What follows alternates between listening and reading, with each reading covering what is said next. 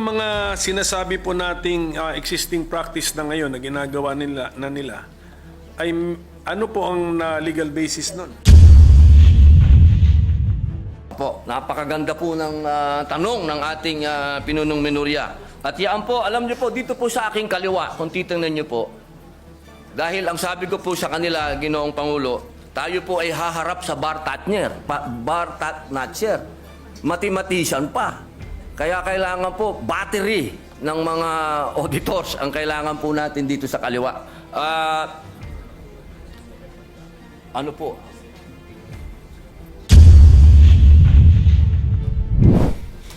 Mahal na Pangulo, maiksing manifestasyon lamang po. Opo, Please proceed. Ginoong Pangulo, matiyaga pong naghihintay ang inyong lingkod na matalakay po ang matagal na pong nabinbin. Ito pong patungkol po sa medical cannabis bill. Inaantay ko po na ito ay mapag-usapan po sa plenaryo at inaantay ko pa rin po ang aking mga kasamahan na mag-i-interpellate po dito. Nais ko lamang pong magtanong kung hanggang kailan po ako mag-aantay sa interpellasyon. Napakahalaga po sa akin ng bill na ito. I have been patiently waiting for my medical cannabis bill to be discussed in plenary, but unfortunately, not one of my colleagues is prepared to interpolate this measure.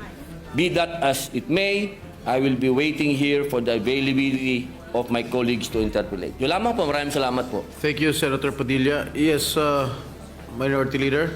Mr. President, the minority is always prepared. It's a matter of scheduling by the majority leader. Yes. Maraming salamat po. May we ask the Majority Leader if it is in the agenda for today? Yes, Mr. President, it's in the agenda, but we are prioritizing those measures that are already in the advanced stage, Your Honor, Mr. President. Yes, maybe we can ask our colleagues if they are ready to interpolate the measure of Senator Padilla. Maybe we can ask the members of the majority first, if those who are scheduled to interpolate the bill of Senator Padilla.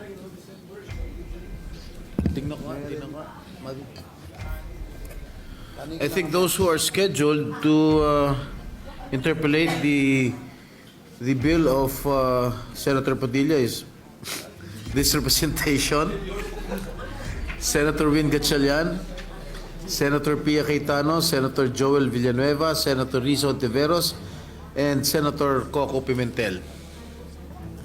I think, is Senator Sherwin ready to interpolate? He is here right now. The medical cannabis bill. We can tackle it. Yes, Mr. President, probably later on after we tackle some important measures, we'll talk to the members of the majority who will be ready to. Yes, we can proceed para later if masimulan na po. some of our colleagues are ready to interpolate the bill of Senator Padilla. Maraming salamat po uli sa ating pinunong minorya sapagkat napakahalaga po ng panimulang salita sa usapin nito sapagkat ito pong ating isinusulong, ito po ay bunga ng isang revolusyon na naganap sa ating bayan na ipinaglalaban po ang kaban ng bayan. Ibig pong sabihin, ito pong COA na atin pong binabanggit dito, Ginoong Pangulo, ito po ay napakahalaga ng papel nito sa ating bayan. Sapagkat kung atin pong babalikan ang kasaysayan ng ating bansa, nabuo ang revolusyon dahil sa kapabayaan, pangungurakot, pagnanakaw, lahat na po, sabihin na natin, kaya po nagbunga ng revolusyon. At kung titingnan po natin sa 1987 Constitution, napakalaki po ng papel ng COA. Ang sabi po dito sa Article 9, Constitutional Commission, ayan po Letter D, Commission on Audit. Ayan po. Ginoong Pangulo, ang sabi po dito, the Commission on Audit shall have the power, authority, and duty to examine, audit, and settle all accounts pertaining to the revenue and receipts of and expenditures or uses of funds and property owned or held in trust by or pertaining to the government or any of its subdivisions, agencies, or instrumentalities, including government-owned or controlled corporations with original charters on a post-audit basis. Medyo mahaba-haba po ito. Kasi kasama po dito, pati po yung mga state colleges, lahat po ay sakop ng COA, Ginoong Pangulo. Ngayon, meron lang po tayong pinagdadaanan na siyempre po, sa takbo po ng panahon, mahal na Pangulo, Tama ba to? hindi naman po pwede And on a post na magmula po 1987 na nagawa po itong saligang batas, ang pinakamataas na batas dito sa ating bayan, hindi po nagkakaroon ng mga hakbangin para palakasin pa ang binigay na kapangyarihan sa COA. Alam niyo po, Ginoong Pangulo, ang ating pong COA ay masasabi po natin na international na ang kanilang standard. Dahil sa amin pong mga ginawang pagdinig, ang COA po ay miyembro at palagi ang uma-attend ng mga international seminars at studies patungkol po sa pag-audit. Ang kailangan lang po natin ngayon, mga mahal kong kababayan, ay yung kapangyarihan na ibinigay po sa kanila ay palakasin natin. Hindi inuulit ko po Hindi po natin dinadagdagan. Wala po yan, bawal po yan. Ang gusto po natin, mahal na Pangulo, ay palakasin po yung mga ibinigay sa kanilang kapangyarihan. Kaya meron po dito sa ating panukala na mga bago pong probisyon. Pero ito pong mga probisyon nito, mahal na Pangulo, hindi na po ito bago. Meron pong ilan na pinapractice na, meron pong ilan na masasabi nating bago. Pero yung pong mga bago na yun, pagka atin pong pinag-usapan, ay parang hindi na rin bago. Kaya po, aking mahal na Pangulo at ang atin pong pinakamamahal din na pinunong minorya na pagka binalikan po natin ang kasaysayan, ako po ay talagang punong-puno ng kaligayahan sapagkat ang tatay po ng ating pinunong minorya at ang tatay ko po'y magkasama. Sila po'y magkasama nung panahon ng revolusyon. Kaya ito pong pinag-uusapan natin ay parang continuation po ito kung ano ang pinaglaban ng aming mga ama. Kaya ako po, mahal na Pangulo, hindi ko po sinasabing ako po'y eksperto, hindi po ako magaling sa batas, hindi din po ako mathematician, hindi din po ako auditor, ako po'y isang revolusyonaryo. Kaya ang hinihingi ko po sa aking mahal na kaibigan, sa ating pong pinunong minorya, ay maging kapartner ko po siya dito sa paglinang ng panukala na ito. Sapagkat naniniwala po ako na ang pinaglaban ng aming mga ama hanggang ngayon, ito po ang natatanging lamang panglaban ng taong bayan sa korupsyon. Ito lamang pong COA. Maraming salamat po, Ginoong Pangulo. Salamat po. At marami na pong nasagot dun sa opening statement ng ating sponsor, yung ating mga concerns. Pero ito pong ating panukala ay isa po itong code. Opo. Tama po. So, ang gusto ba natin mangyari dito na lahat ng ating gustong malaman tungkol sa government auditing ay dito natin makikita at mahanap sa panukalang ito. Opo. Okay. Sige po. Alam niyo po, katunayan po, mahal na Pangulo, noong nagsagawa po kami ng pagdinig, napaka eye-opener po Sapagkat marami po talaga na hindi naman nasasaad sa batas, pero kanila na po itong isinasagawa at ginagawa na po nila. Ang kailangan po natin ngayon na Ginoong Pangulo, maging batas po para mas lalo pong maging masabi pong matalim ang kanilang ipin po. Pero yung mga sinasabi po nating existing practice na ngayon na ginagawa nila ay ano po ang legal basis nun? Opo. Kasi ito ba'y, siyempre, bago nila ginawa yan, kinover muna nila sarili nila ng, ano ba tawag, circular ba? Opo, Is it circular. O, Opo. sige. Ano po ang legal basis ng Commission on Audit para sa kapangyarihan nila sa pag-issue ng circular? Opo, napakaganda po ng tanong ng ating pinunong minorya. At yan po, alam niyo po, dito po sa aking kaliwa, kung titingnan niyo po, dahil ang sabi ko po sa kanila, Ginoong Pangulo, tayo po ay haharap sa Bartatner, Bartatnatcher. Mathematician pa. Kaya kailangan po battery ng mga auditors ang kailangan po natin dito sa kaliwa. Ano po?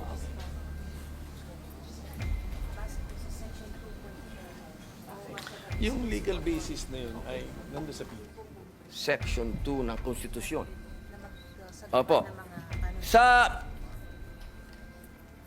Dito po, sa nakalagay po sa ating konstitusyon, sa Section 2 po, ng letter D, the Commission on Audit, dito po sa Section 2, number 2, sabi po dito, the Commission shall have exclusive authority subject to the limitations in this article to define the scope of its audit and examination, establish the techniques and methods required therefore. Yun po, nasa konstitusyon po, mahal naming Pangulo, na sinasabi po dito, meron po silang karapatan na maggawa ng mga techniques, establish techniques, methods sa pangalan po ng circular. Apo. Yung susunod, yung mas importante rin po. Sige po, buwasahin ko na po. Baka kasi English baka may Tagalog kasi dito. Meron kasi Kaya nga po, ang sana ating may konstitusyon Tagalog tayo. actually ay nakabandato dyan na merong Tagalog version ng ating konstitusyon. Sige po, pwede po natin gamitin yun. Tagalog sana para maintindihan ng ating mga kababayan. Masyado akong spoken in dollar. Tagalog. Tuloy ko muna po sa English. Sige po. Due to insistent public demand. Therefore, and promulgate accounting and auditing rules and regulations, including those for the prevention and disallowance of irregular, unnecessary, excessive, extravagant, or unconscionable expenditures or uses of government funds and properties. Malinaw po dito, Ginoong Pangulo. Ito po naman sa Tagalog, dapat magkaroon ang komisyon ng tanging otoridad batay sa mga katakdaan sa artikulong ito na magtakda ng saklaw na audit at pagsusuri nito, magtatag ng mga kaparaanan at pamamaraan na kinakailangan ukol doon at maglagda ng mga tuntunin at alituntunin sa pagtutuos at pag-audit kabilang ang mga ukol sa paghadlang at di paghintulot sa mga paggugol o paggamit ng mga salapi at ari-arian ng pamahalaan na tiwali, hindi kinakailangan, labis-labis, maluho o hindi makatwiran. Yun po, Ginoong Pangulo. So, sa ngayon po, ang COA, aside from the circulars that they have issued, and aside from the constitutional basis in the 1987 Constitution, ano po ang batas na nag-govern sa kanilang mga kilos? Sa ngayon po ay Sa ang ngayon, saligang yes. batas.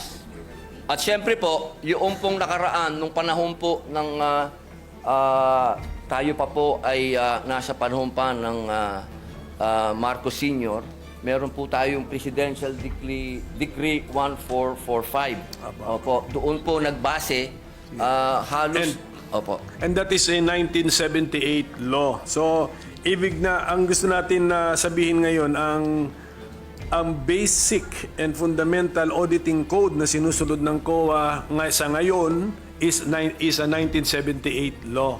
Opo, opo. Yung 1978 auditing code na yan, paano naman siya binago ng mga detalye na nandun sa 1987 Constitution?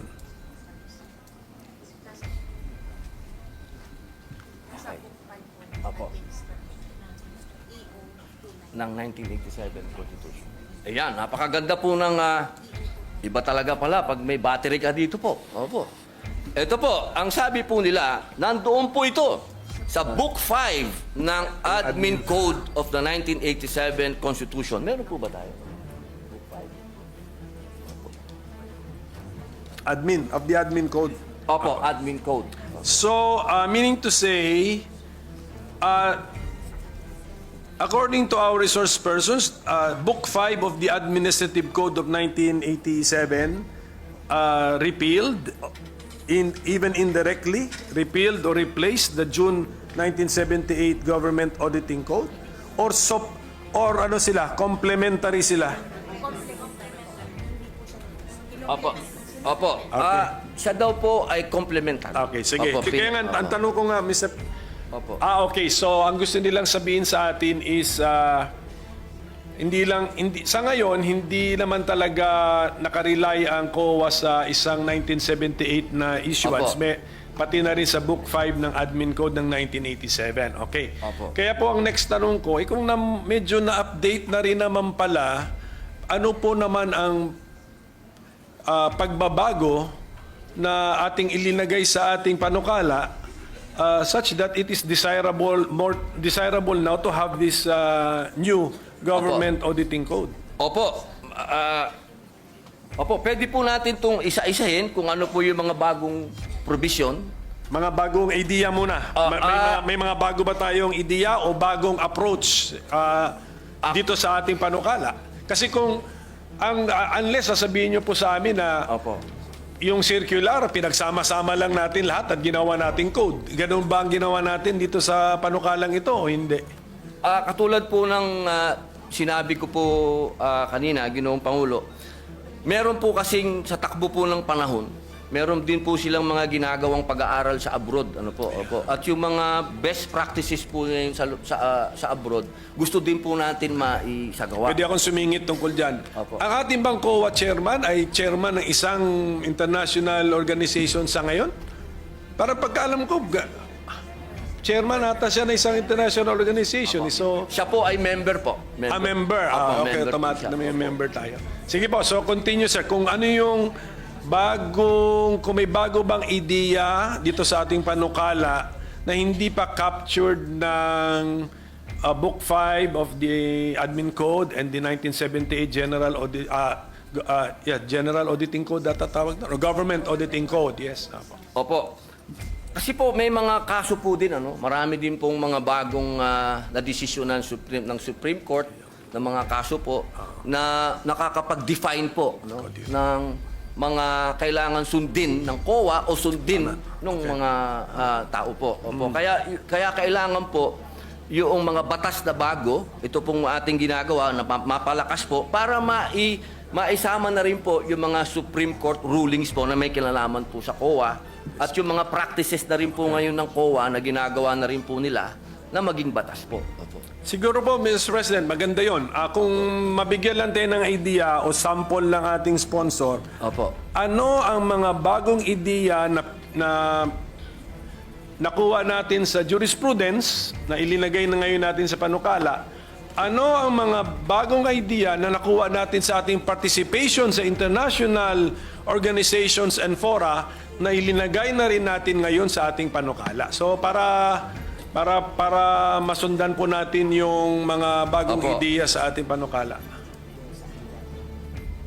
Meron po ito, kaninang umaga, amin itong pinag-aralan. Section 27 ba yun? Sandali lang po. A minute suspension, Mr. President. Opo. Session is suspended for a minute. Was in the process of answering the question already, Mr. President. So, Opo. Ginoong Pangulo, meron pong mga pangyayari katulad po ngayon, ano po, habang iniaantay po natin yung para sa Supreme Court, tatalon lang po ako. Katulad po sa Section 60, sinasabi po dito, Ginoong Pangulo, na katulad po kahapon, napag-usapan po natin yung e-governance. So dito po sa Section 60 ng ating panukala, nasasabi po dito, ay dinagdag po natin ang electronic transaction, katulad ng electronic documents, electronic collection, and electronic project. Ito po na rin ay pinapractice na rin po ito ng COA po sa ngayon. Yan po yung isa po na masasabi po nating malaking pagbabago. Opo, at dito naman po kanina, nagkaroon po ng kaso na dinesisyonan po ng Korte Suprema. Meron na? yes. Ano? Ito po yun, ano? Section 27, matagal na po itong pinapractice ng COA. Ito po ay patungkol sa pagbabawal sa mga private entities for rendering audit or related services to government agencies. Kailangan muna po ng COA's approval kung kukuha ng pribadong entidad para gumawa ng mga audit sa mga government agencies. Nagkaroon po ng kaso ito, Ginoong Pangulo, at ang naging decision po ay pagkalagpas ng 60 days. Iba pala to. Sorry po. Ang sabi po dito, hindi po pwede. Pwede na pwedeng kumuha ng pribadong auditing firm yung private ng mga government agency po. Pwede po silang kumuha. Opo. Hindi po pwede na ang sinasabi po, kasi ito, ang ano po nito, galing po ito sa deliberasyon ng 1987 Constitution. Kasi meron po itong isang commissioner, sinasabi niya, sabi niya doon, hindi, kailangan exclusive ang COA. Ang sabi naman po ng ibang commissioner, hindi pwede. Natalo po siya sa bilangan. At yun po ang ginamit ng Supreme Court na argumento na hindi po pwede na exclusive. Kailangan pwede silang kumuha ng iba. Yun po yung mga desisyon na masasabi po natin na nangyari. Meron pa pong isa. Opo. Dito po sa Section 28, ito ay nasa PD 1445. At base rin po ito sa desisyon ng Korte Suprema.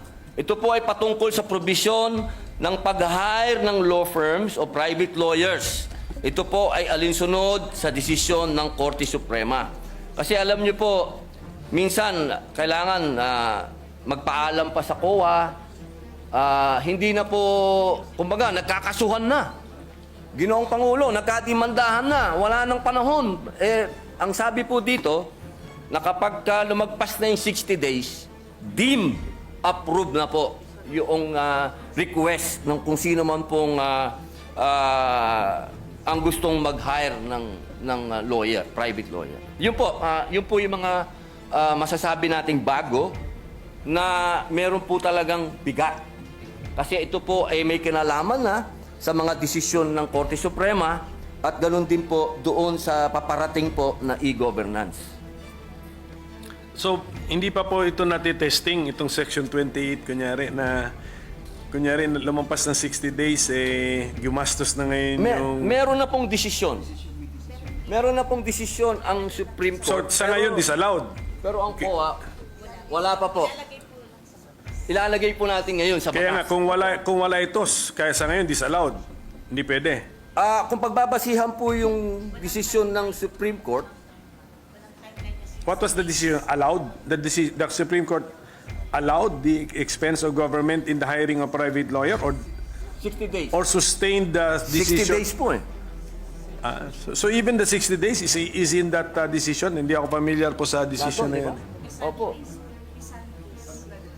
So, okay.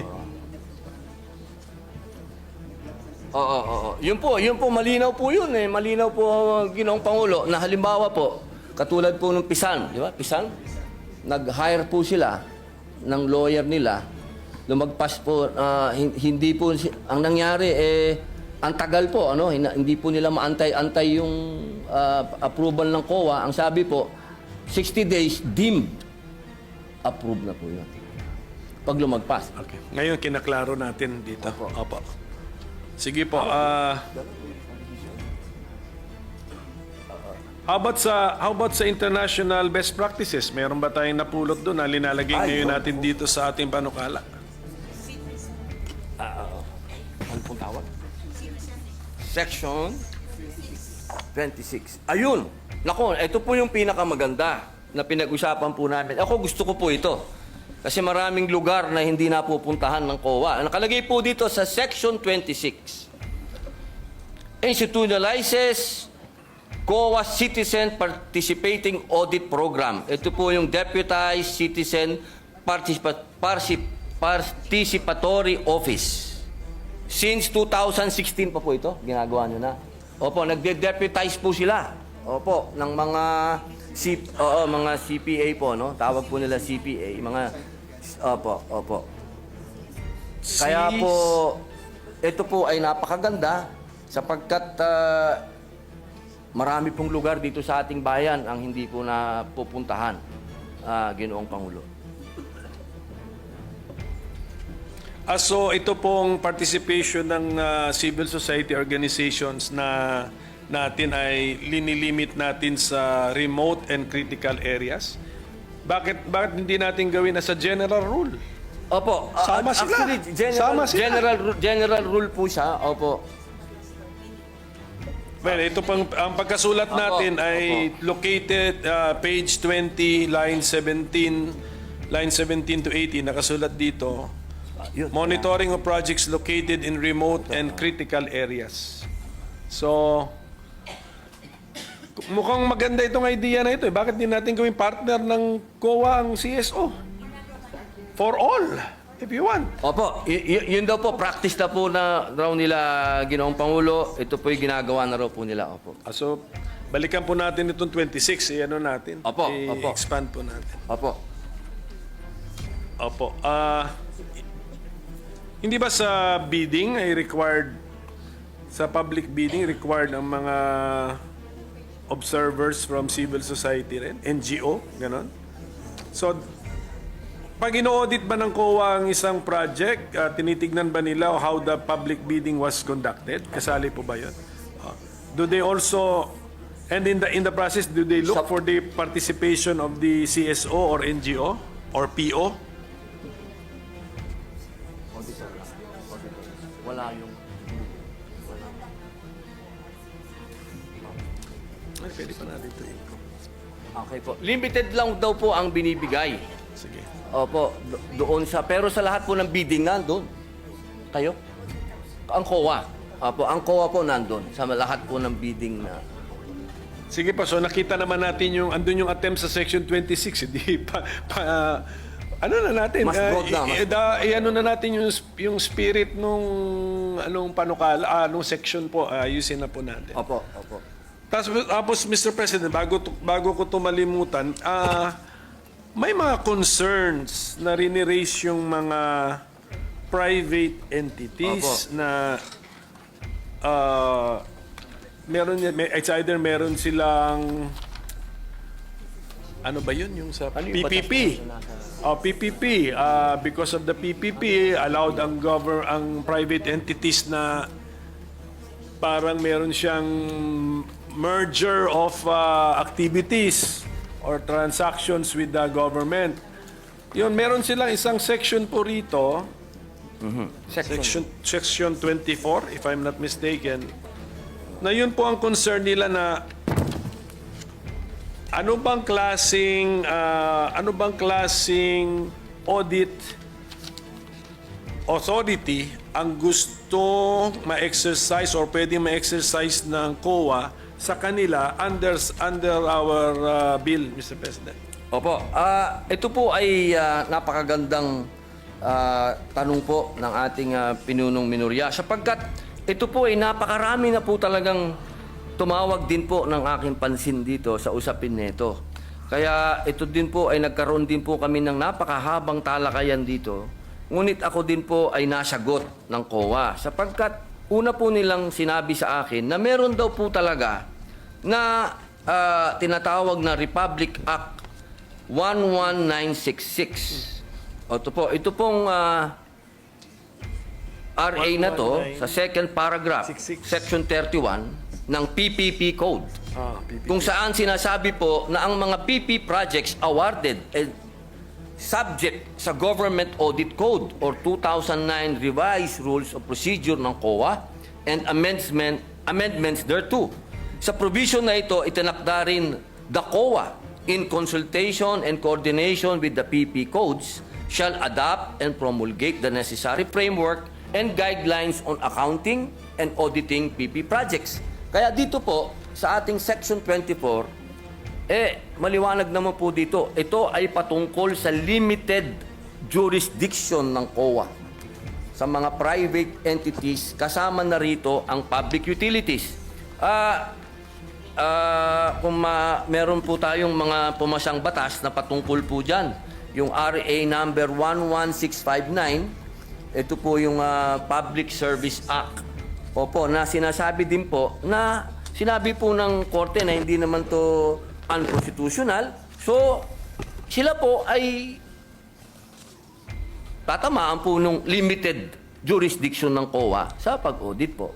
Yun po ang aming pagkakaintindi, Ginoong Pinunong. Ang problema ko po, Mr. President, dito rin sa pagkasulat ng ating Section 24 na nasa page 19. Sa title ng section, Limited Jurisdiction over Private Entities. Pero pagbasahin mo yung body ng section, hindi mo naman makuha kung anong meaning ng limited jurisdiction. Kasi sinasabi rito, the Commission shall have authority to examine and audit the contracts, agreements, or dealings of private entities with the government, etc. So, the words used are examine and audit, which is the normal words, Mr. President. So, where is the limitation found, Mr. President?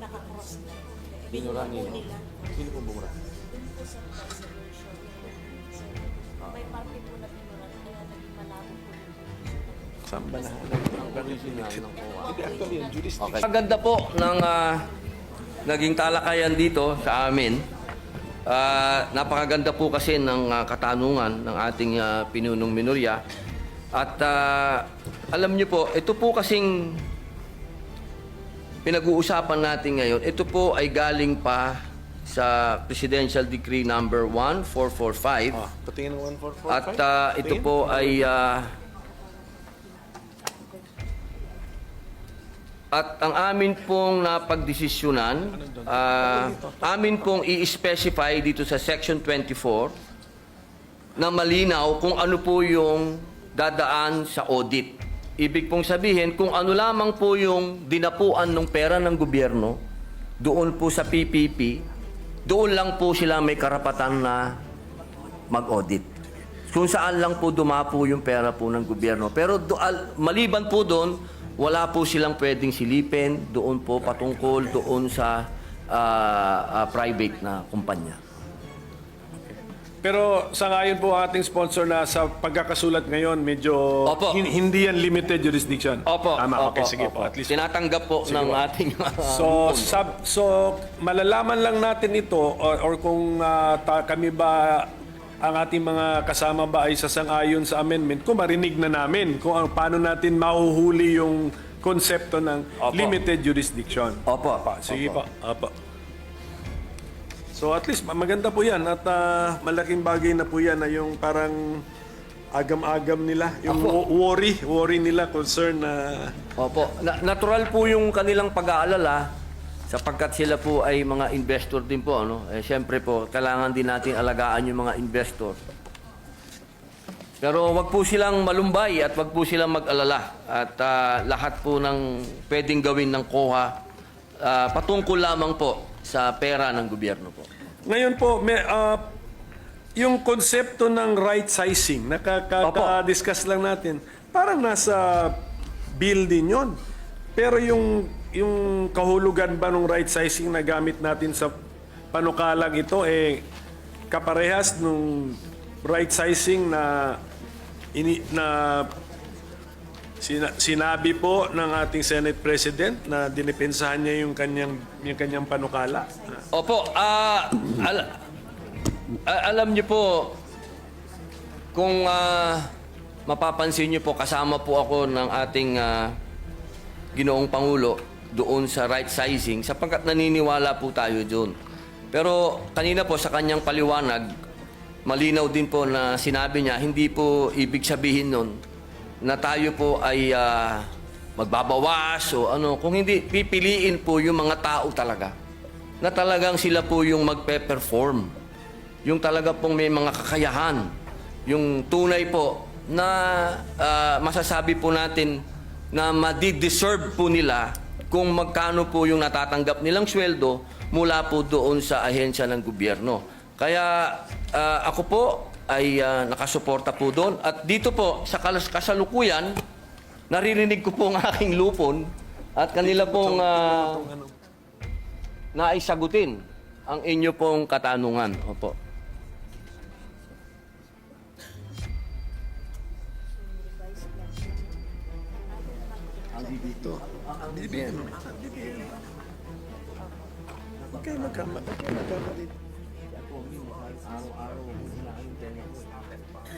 Opo. Katunayan po, Ginoong Pangulo, lahat po ng aksyon ng COA na may kinalaman po sa organisasyon po nila, ito po ay dumadaan po sa DBM. Yun, Opo. Ito po ay ina-approve ng DBM. Ang kanila pong tinatawag na revised plantilla. Opo. Wala po silang pagmamalabis po na ginawa patungkol po sa right size. Hindi natin binabago yon. Yung authority ng DBM na daanan ng kanilang ideya o proposal at magbigay ng approval ay nandito po sa ating panukala. I-retain natin yon. Opo. Opo. Kasi meron po akong, kunyari po nasa page 17, lines 5 to 7. 5 to 7. Yes, the commission proper may effect changes in the organization and functions of the commission as it may deem necessary in the exercise of its fiscal autonomy in order to carry out its constitutional mandate. Hindi po ba pwede itong ma-interpret? Kasi dun sa word na organization, pati function nga eh. Hindi ba pwedeng ma-interpret ito na pwede na nilang hindi hintayin ang desisyon ng DBM? At saka yung functions na ito, pwede ba nilang baguhin itong code na ginagawa natin, Mr. President? Okay. Okay. Ginoong Pangulo, ito pong provision ng 5 to 7. Line 5 to 7. Page 17. Apo. Opo. The commission proper may effect changes in the organization and function of the commission as it may deem necessary in the exercise of its fiscal autonomy in order to carry out its constitutional mandate. Opo, yun po ang kasagutan po nila. Nasa special provision daw po ito ng GAA. Hindi, paano nga to na paano interpretation po nito? That the commission, the COA can create additional positions and not need the DBM's approval because meron silang exercise of fiscal autonomy? Opo, basta hindi That is lang po the- sila lumalagpas sa budget. Basta nandun lang po sila sa budget. Paano sila nabigyan ng budget? In the first place, di ba kung kinocompute ang budget, PS, MOE, capital outlay, also. Pero lahat po yun, Ginoong Pangulo, dumadaan pa rin po sa DBM yun lahat. Opo, upon approval po ng DBM. So ang gusto natin sabihin, ito pong paragraph na ito ay nasa GAA at lumalabas yan year after year after year. Check mo. Special provision po, pwede po natin basahin. Sige po, titingnan na lang po natin.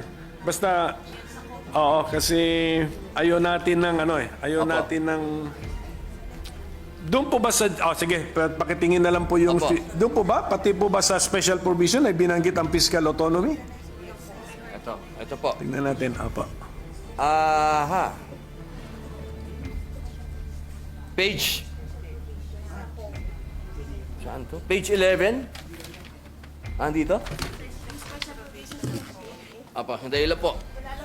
Minute suspension po. Standing any provision of law to the contrary and within the limits of appropriations in this act, the chairperson of the Commission on Audit, COA, is hereby authorized to formulate and implement the COA's organizational structure. B.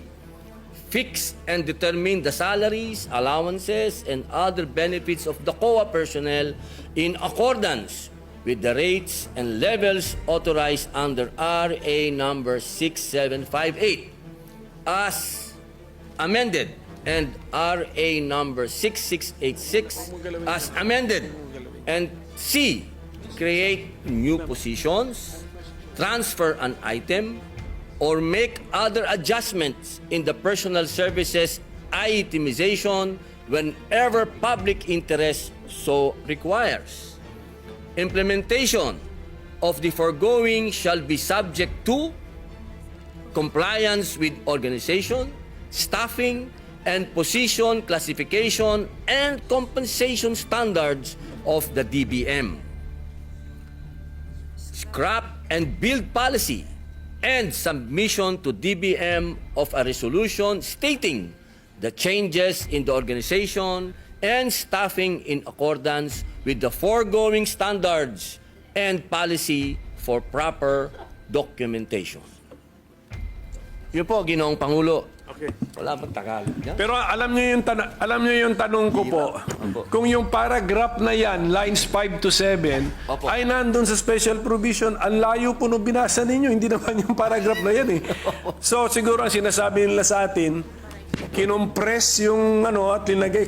Pero delikado po kasi mag-compress tayo ng ilang ideas kasi when we re-expand the compressed sentence, pwedeng iba na ulit yung conclusion natin, iba na po. So, mukhang ang sagot sa tanong ko, hindi. Wala itong paragraph na lines 5 to 7 ay wala sa special provisions. Hindi po. Wala po. Maaari po natin kung gusto po niyo, at sa palagay po ng ating pinunong minorya at professor na i-adapt na lang po natin yung dati, ay mas maganda po yun. Hindi, ang aking point po, mag-ingat po tayo kasi sabi nga natin kanina na kino-concede ng COA na yung kanilang reorganization or any changes sa kanilang organization, lalo na sa pag-hire ng paggawa ng mga posisyon, ay kinakailangan ng approval ng DBM. Okay. Ingat lang ako dahil dyan sa paragraph na yan, mukhang pwede nating isantabi ang requirement na kailangan ng approval ng DBM. So, yan lang po. Kung pwede rin natin balikan ang yung last paragraph ng Section 16, Mr. President. Gawan niya ng paraan yan. But Mr. President, actually marami pang section dito na binimension ata ang fiscal autonomy ng COA. Pero kung pwede sa susunod na natin pag-usapan kung anong ang meaning ng fiscal autonomy, paulit-ulit na lumalabas dito sa auditing code na to. Kasi kailangan maintindihan po natin yun. Kasi meron din akong bill sa judiciary fiscal autonomy. Tama, tapos ang CHR claims na meron silang fiscal autonomy. Na wala naman yung phrase na yun sa constitutional provisions concerning the CHR. So at this point, Mr. President, with the permission of our sponsor, if this representation can suspend his interpellation on this very important law. Alam kong very important ito, alam ko timely ito, alam ko nagmamadali tayo. We will extend our full cooperation, but unfortunately this is a code. Sa sheer length, kailangan ng talagang daanan natin ito. Pero mas importante sa importance niya . Kasi buong gobyerno, subject to this code, plus yung limited jurisdiction sa mga private entities na magdi-deal sa gobyerno, aabutin din sila ng code na ito. So ganun po kahalaga ito. Kaya sana maintindihan po ng ating mga resource persons na iti-testing natin yung mga ideas, yung mga concepts, old concepts, i-testing natin kung relevant pa ba, applicable pa ba. Then kung yung mga new concepts, iti-testing din natin kung mag-work ba sa tunay na buhay. So that is the purpose of our interpellation. But we are the minority is supportive of this bill. Napapanahon na. If 1978 yung PD, 1987 yung Book 5 ng Admin Code, ano na po yun? I mean, 30 plus years na ang basis. Nagbago na mundo. Sige po. So, and of course, I know for a fact na very exposed ang ating mga auditors to their participation in international organizations and fora. And in fact, meron tayong mga auditors na hinahire ng UN. Tama? Tama. So, must be, ano na yun, parang, anong tawag mo nun? Parang, ano ba yun? Parang endorsement or ano ba yun? Patunay na po yun. Patunay or pagkilala sa galing at abilidad at reputasyon ng ating mga auditors. Okay? So, yun lang po yun. So, I hope they understand may konting delay but this is a necessary delay. I hope they understand. So, thank you, Mr. President, if I can suspend my